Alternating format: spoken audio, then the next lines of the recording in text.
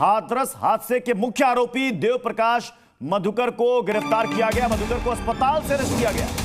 मुश्किल बढ़ता देख सामने आया बाबा। मधुकर के बयान पर अब बढ़ सकती है बाबा की मुश्किलें। साकार ने लिखा हुआ बयान पढ़ा। मधुकर की गिरफ्तारी से बाबा पर अब खतरा बढ़ रहा है। लोग कह रहे हैं कि शायद यही वजह है कि 4 दिन लग गए बाबा को सामने आने में। जब मुख्य आयोजक, मुख्य आरोपी मधुकर गिरफ्तार हो जाता है, तब जाकर बाबा कैमरे के सामने आता है। और उसके बाद जिस तरीके से बाबा ने बयान दिया, जो कि घंटों प्रवचन करता है, वो ऐसा लग रहा है देख करके कि शायद वो कोई स्क्रिप्ट पढ़ रहा है। यानी स्क्रिप्ट देख करके वो बाबा, घंटों प्रवचन करने वाला वो बाबा, स्क्रिप्ट देख करके लग रहा है कि वो पढ़ रहा है और बता रहा है कि उपद्रवियों ने ये सब कुछ किया और उनके खिलाफ कार्रवाई होनी चाहिए। मैं एक बार फिर से रुक करूंगा प्रोफेसर विनीत सिंह आपका। प्रोफेसर विनीत सिंह, ये बाबा जो घंटों प्रवचन देता है, अभी आपने बयान देखा होगा सुबह बाबा का, ऐसा लग रहा है कि बाबा कुछ स्क्रिप्ट देख करके पढ़ रहा है। और देखिए टाइमिंग, देखिए मधुकर मुख्य आयोजक की गिरफ्तारी के बाद ही बाबा सामने आता है। क्या बाबा को इस बात का डर है कि मधुकर ने मुंह खोला तो बाबा फंसेगा? प्रत्युष जी, मुझे ये नहीं मालूम है कि कारण क्या रहा है, पर ये बात बिल्कुल जान ले, बाबा हो या कोई भी सेवादार हो, उसने गलती किया है तो बचेगा नहीं। जहां तक बात में थोड़ा सा एक टेक्निकल पक्ष बता दूं कि कभी भी कोई चीज का आयोजन होता है तो जो आयोजक होता है उस पर सारी जिम्मेदारी होती है। कुछ भी अगर गलत हो तो वो रिस्पॉन्सिबल होगा। जहां तक बात आ रही है रिपोर्ट की, 24 घंटे के अंदर में एसडीएम ने रिपोर्ट सबमिट किया था। अगर हम गंभीर नहीं होते, अगर तेजी में काम नहीं करते, ये कांग्रेस के भाई जो बोल रहे हैं आपसे ज्यादा हम लोग मरमाहत हैं, ज्यादा दुख में हैं, तो इस बात का संज्ञान लीजिए और लाशों पे बैठ के राजनीति नहीं कीजिए। जो लोग चले गए हैं उनकी शांति के लिए दुआ कीजिए, ताकि इसी में हम सबकी भलाई है। नहीं, मुझे पूरा बोलने दीजिए। एक बात बताइए कि हमने 2 प्रोंग्ड स्ट्रैटेजी यूज किया। जो गलती करेगा उसके बारे में जांच चल रही है, वो कटघरे में आएगा, उस पर कार्रवाई होगी, मुआवजा दिया गया है। आने वाले समय में ये घटना की पुनरावृत्ति नहीं हो, उसके लिए भी हम काम करेंगे। अब ये बताइए कि लोग चले गए, इसके बाद से हमको जिंदा नहीं कर सकते। हर कोई दुखी है और ऐसी घटनाओं में प्रत्युष भाई संख्या पे कंट्रोल नहीं रहता है। 80,000 बढ़ के लोग 2 लाख 2.5 लाख पहुंच जाते हैं, तो वहां पे आयोजकों की ये जिम्मेदारी बनती है। मैं कामरान साहब आपके पास भी आ रहा हूं। उससे पहले कपिल श्रीवास्तव काउंटर करना चाह रहे हैं। कपिल श्रीवास्तव, देखिए, सबसे पहली चीज तो यह है कि जो 127 परिवार ने अपने परिजन खोए हैं, आप उसको ढकने की और कवर अप करने की कोशिश कर रहे हो, राजनीति कर रहे हैं विनीत सिंह जी और हमारे शुक्ला जी। आप अपनी कमियों को उजागर ना करके आप दूसरी चीजों को देख रहे हैं। तो मुझे बताइए, नहीं हुआ होता ना बीच में यादव की सरकार है क्या कि कवर अप किया जाएगा, अपराधियों को बचाया जाएगा, माफियों को संरक्षण दिया जाएगा? आप अपने कर्तव्यों से भाग रहे हैं और इसलिए भाग रहे हैं सरकार नहीं है उत्तर प्रदेश में। एक बाबा को बचाने के लिए आप तो वकील हैं। पहले अखिलेश यादव की सरकार में अपराधियों को बचाया जाता था। मुझे बताओ, जो गलती से एफआईआर में पकड़ा जाते थे उनकी दोषसिद्धि नहीं होती थी। क्या बात करेंगे आप? कल प्रधानमंत्री जी की रैली में भगदड़ मच जाए, कल मुख्यमंत्री जी की रैली में भगदड़ मच जाए तो मुख्य अभियुक्त बनाएंगे प्रधानमंत्री जी को? बनाएंगे आप? मुझे बताइए, लोग तमाम लोग हाथ मिलाने के लिए दौड़ते हैं। फूलपुर और इलाहाबाद में अखिलेश यादव की रैली में भगदड़ मच गई थी, गुंडागर्दी हो रही थी। आप याद है कि गुंडागर्दी हो रही थी अखिलेश यादव राहुल गांधी की रैली में फूलपुर में, प्रयागराज में, विशिष्ट मंत्री आजमगढ़ में जाते हैं तो पूरी आजमगढ़, फूलपुर और प्रयागराज में अखिलेश यादव राहुल गांधी की मौजूदगी में गुंडागर्दी हुई, अराजकता हुई, भाषण नहीं दे पाए। जब आपकी औकात नहीं है इतना बड़ा चुनाव को चाहिए था इन दोनों लोगों को जेल भेज दे। आपने परमिशन कैसे दिया? ये परमिशन है उनकी हत्या का कारण, परमिशन देने वाला है उसका हत्या का कारण। जब आप रेगुलेट नहीं कर सकते हो तो परमिशन क्यों देते हो? मुझे रामगोपाल यादव और अखिलेश यादव से पूछ लो तो क्या बोलना है क्या नहीं बोलना है, पूछ लीजिए। कपिल जी काटे जाएंगे अभी, क्योंकि केवल समाजवादी पार्टी है जो बाबा को बचाने का प्रयास कर रही है। इनके बड़े नेता बाबा के पक्ष में बोलते हैं, डिबेट में लोग शोर मचाते हैं, हल्ला मचाते हैं। इनकी नीयत और नीति में अंतर है। ये लोग ये पूरा प्रदेश जानता है कि बाबा का कनेक्शन किस राजनीतिक दल से था, किस राजनीतिक दल को लाभ पहुंचाता था। और जब धीरे धीरे स्टेप बाय स्टेप गिरफ्तारी शुरू हो गई है, आशा में है, लेकिन कभी कोई बचेगा नहीं, छोड़ा नहीं जाएगा। अरेस्टिंग सुनिश्चित की जाएगी एक एक दोषियों की, और उसके बाद अभियोजन पक्ष उनको दोषसिद्धि भी कराएगा। जिस तरीके से मुर्दों का प्रमोशन किए पीडब्ल्यूडी और स्वास्थ्य विभाग में हायर कमेटी शाम त्यागी, उसके बाद मैं कामरान साहब के पास जाऊंगा। पहले से रिटायर हो चुका था, उसको इन्होंने अभियुक्त बताया। नहीं देखिए, अब यहाँ सवाल ये खड़ा हो गया कि भाई जितने आरोपी इसमें मामले में अरेस्ट हुए हैं, बाबा से पूछताछ कब होगी? क्या बाबा बचने की कोशिश कर रहा है? बाबा को तो केवल रामगोपाल यादव बचा रहे हैं। अखिलेश कौन किसको बचा रहा है? कौन किसको बचा रहा है? विनीत जी, अखिलेश यादव का बयान दे दीजिए, लेकिन बचेगा नहीं सरकार में। बचाव को भी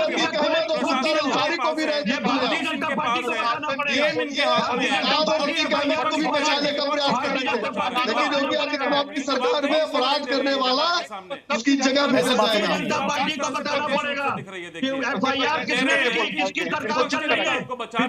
एक सेकंड कपिल जी एक सेकंड कपिल जी, यार आपकी पुलिस लिख रही है, क्यों नहीं नेम किया? कपिल जी एक सेकंड मुझे कामरान जी के पास भी जाना है। मैं उससे पहले विनीत जी और ईशान जी, कौन किसको बचा रहा है? क्योंकि इससे पहले हमने कई बयान भी देख लिए। कोई कह रहा है हादसा है, कोई कह रहा है साजिश है, बाबा भी आकर यही कह रहा है। कौन किसको बचा रहा है? किसको किसका संरक्षण है? प्रत्युष भाई, हमने साफ गोई से कहा है कि प्रशासन की विफलता है इसमें, लेकिन ये बताइए ये सत्य जानते हैं इलाहाबाद में जो घटना घटी 2013 में इनकी सरकार थी, तहकीकात तो हो रही है, जल्दी बाबा को बचाने के लिए दूसरे बाबा को फांसी नहीं कर सकते हो। कार्रवाई होगी और बाबा को क्यों बचाया जा रहे हो? क्यों बचाया जा रहे हो? प्रत्युष भाई, जो मुख्यमंत्री जी को उनके प्रशासन को क्यों पुलिस छूट जा रहे हो? तो सब जानकारी दिया है, अभी तक प्रशासन का आदमी अभियुक्त क्यों नहीं?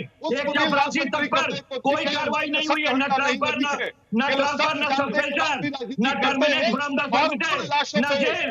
आपको बताना पड़ेगा अपनों को खोया। एक बाबा को बचाने के लिए दूसरे बाबा पर कार्रवाई क्यों कर रहे हो? एक बाबा को क्यों बचा रहे हो?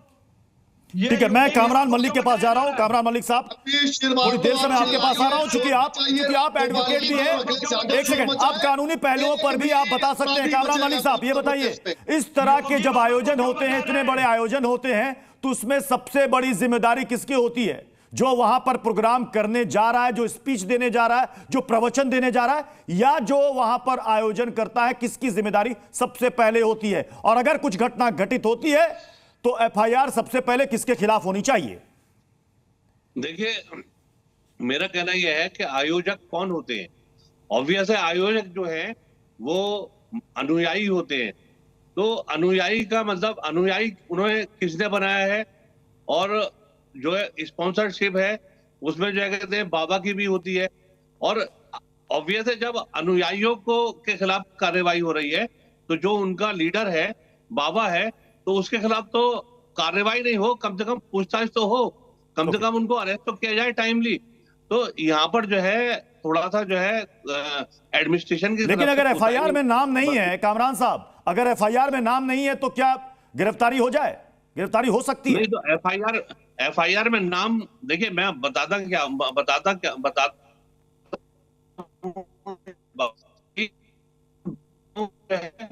मतलब पॉलिटिकल पार्टी, क्योंकि इनके जो है फॉलोअर्स बहुत सारे होते हैं। इसमें जो कहते हैं, अगर यहाँ पर आज की डेट में समाजवादी पार्टी भी होती, ठीक है, तो बाबा को आप ये कह रहे हैं कि कम से कम एटलीस्ट इस बाबा से पूछताछ तो हो, आप यही कह रहे हैं। महंत नवल किशोर दास जी, इस बाबा की कई तस्वीरें, कई वीडियो सामने आए हैं, और कई फॉलोअर्स हैं जो बाबा के, उनके आंखों की पट्टी खुल चुकी है। 4 दिन के बाद ये बाबा आता है, संवेदना प्रकट करता है। हालांकि इससे पहले वकील के मार्फत इसने एक संदेशा भिजवाया था जिसमें इसने संवेदना प्रकट की थी, लेकिन 4 दिन के बाद मैनपुरी आश्रम से वो बयान जारी करता है। लेकिन जो उनके समर्थक है, फॉलोअर्स कह रहे हैं कि इस बाबा के खिलाफ कड़ी कार्रवाई होनी चाहिए। वो इतने नाराज हैं, इतने आक्रोशित हैं कि कह रहे हैं कि बाबा को फांसी होनी चाहिए। मैं एक बार वो भक्तों का बयान एक बार सुनाना चाहता हूं, उसके बाद आप जवाब दीजिएगा। उसके तहत तो फांसी हो वो भी कर रहे हैं, आजादी के जान ले कार्रवाई होनी चाहिए, तो सजा मिलनी चाहिए। उसने आजादी की जान ली है, अगर वो सदस्य था तो वो देख लेगी तो आ सकता मेडिकल में, उसके पास फोन द्वारा बात नहीं हुई होंगी। उनकी कई भी गाड़ी थी, अगर वो अपनी गाड़ियों से पहुंचाते। मेरी माँ है, मेरी माँ को टेम्पू में 3-4 लाश पड़ी थी, उसी में फेंक दिया, जबकि मेरी माँ की सांस चल रही थी। मुझे बताया मेरी भाभी ने कि लल्ला तुम्हारी मम्मी जिंदी थी उस टाइम, सांस चल रही थी उनकी, लेकिन उन्हें पकड़ के 2-3 जने ने और टेम्पू में वहीं फेंक दिया।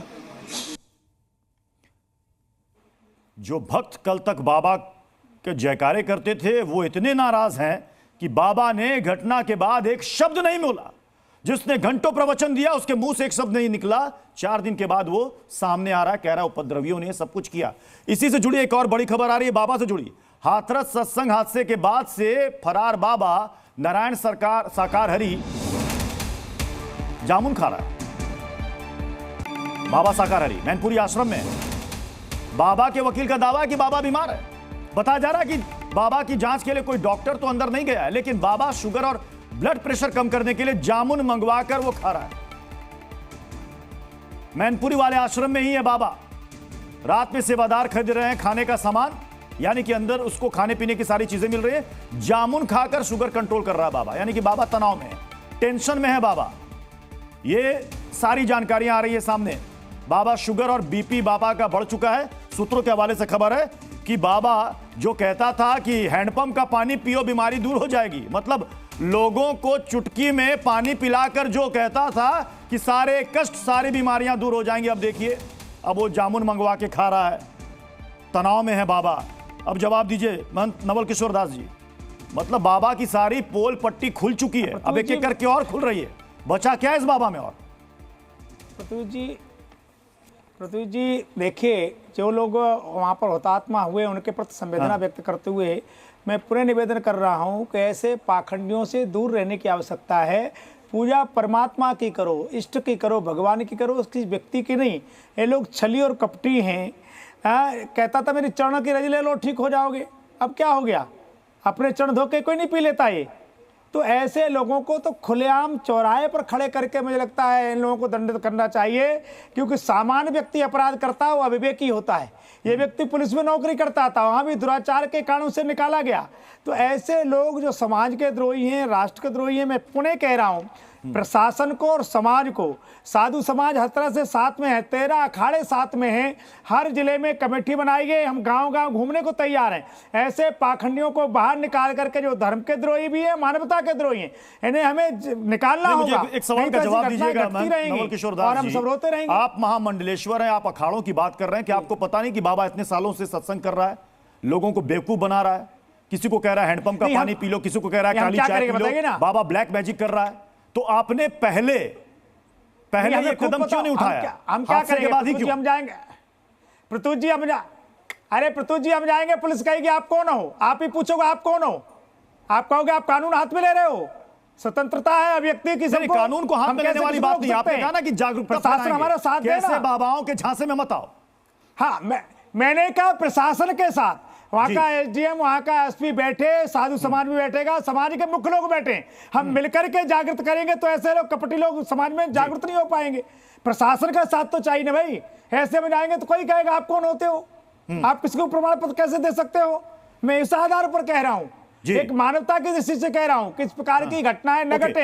लेकिन एक बात तो साफ है कपीश जी कि ऐसे बाबाओं की देश के अंदर कमी नहीं है। आज हम बात कर रहे हैं साकार हरि, भोले बाबा, सूरजपाल, जो भी इसका नाम हो सकता है कि देश के किसी कोने में और भी एक रामपाल है इस तरह के प्रवचन या सत्संग दे रहा होगा। सतगुरु है। सवाल है कि इनको बढ़ावा कैसे मिलता है, बढ़ावा कैसे मिलता है ऐसे बाबाओं को? राम रहीम है, लोगों की भीड़ कैसे कई गुना बढ़ जाती है? क्या कोई अगर पब्लिक फिगर जाता है वहां पर, कोई बड़ी शख्सियत जाता है तो लोगों को लगता है कि वाकई में इस बाबा में कुछ चमत्कारी शक्ति होगी?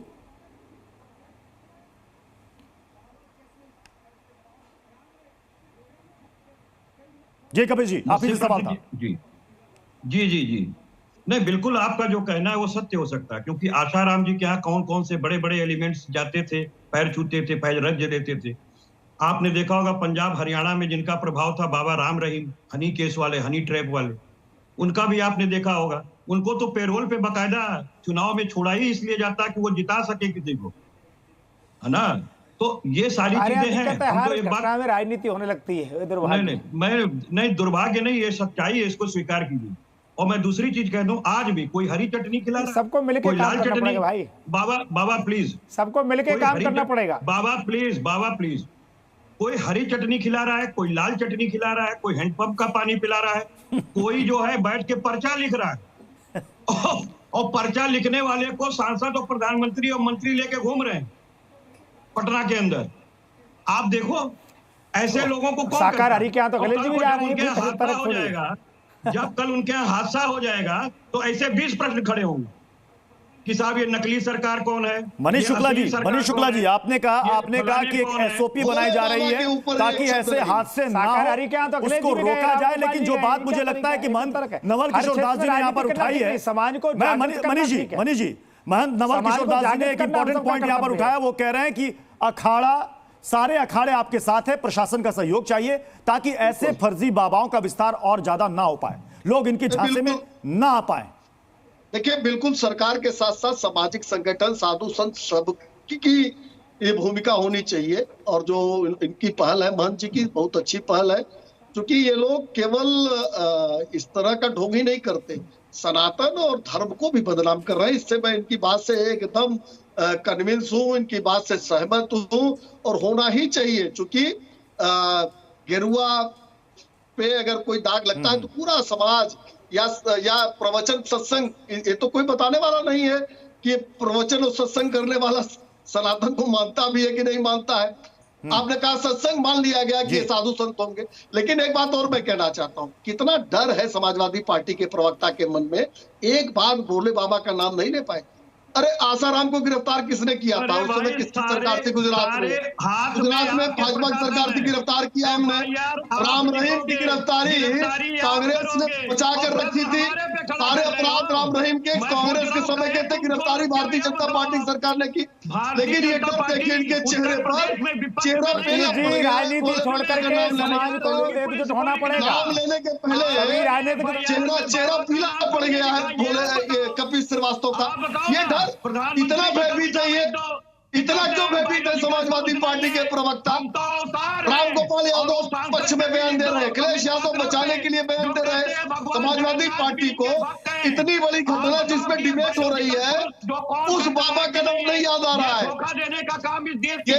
ये शर्मनाक बात है। इतने डरिए मत कपिल जी, डर की राजनीति नहीं होती। समय इजाजत दे रहा है, इसलिए इस टू दी पॉइंट बहस को यहीं पर समाप्त करना पड़ेगा। बहुत बहुत शुक्रिया आप सभी मेहमानों का हमारे साथ जुड़ने के लिए।